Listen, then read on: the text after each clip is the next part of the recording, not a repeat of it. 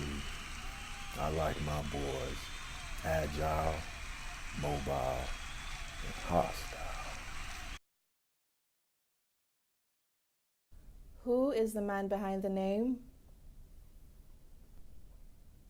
Jake Gaither, otherwise known as Alonzo Smith Gaither, is one of America's most esteemed black coaches in the world of college football.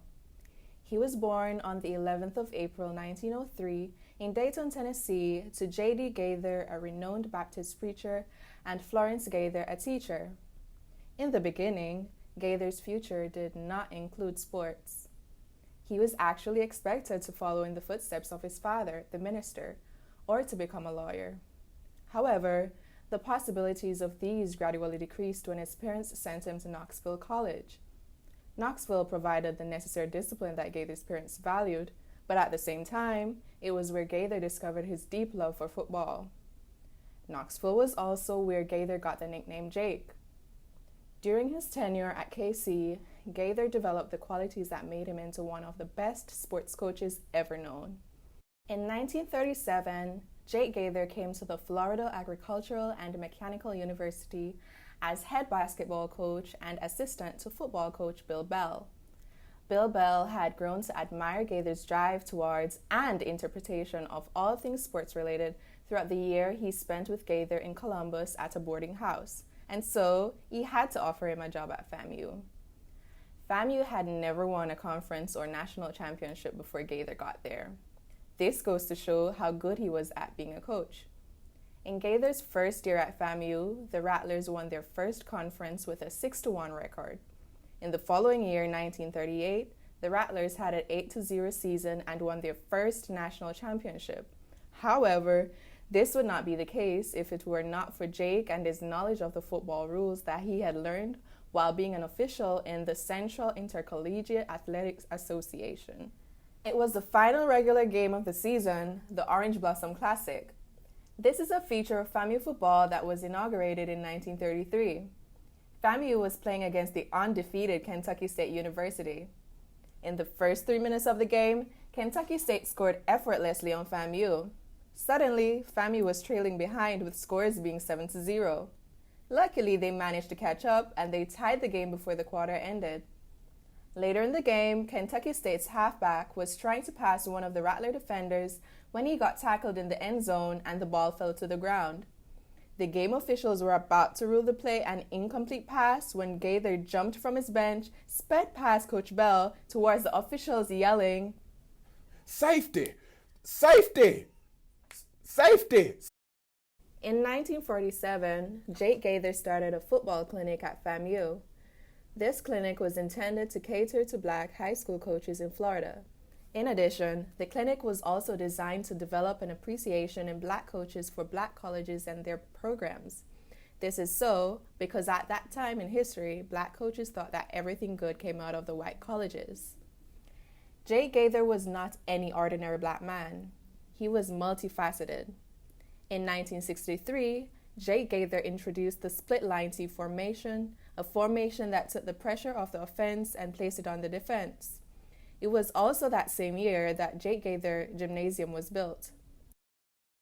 If you ask Gaither who is the best player he ever coached, he would say Willie Gallimore.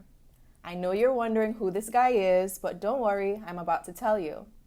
Willie Gallimore was a running back at FAMU from 1953 to 1956.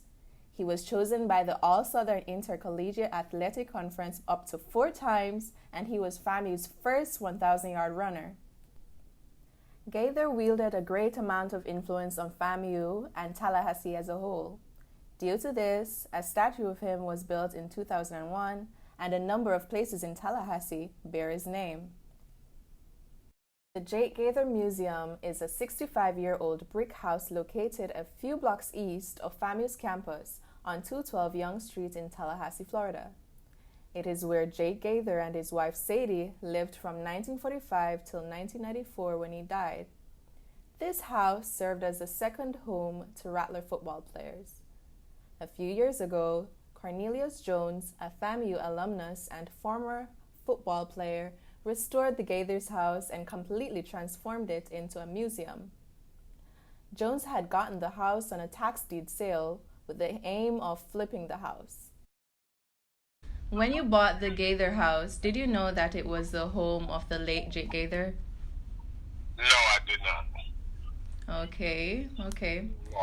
All right, so What happened was, what happened is, I work at the federal prison, and a gentleman, I guess he does the tax deed sales, and he told me there were a couple properties going on sale on the 8th, and it was January the 7th, 2014. And I said on the 7th, I'm going to ride by to see how much I'm going to bid on it for the next day, because it was going to be at the courthouse.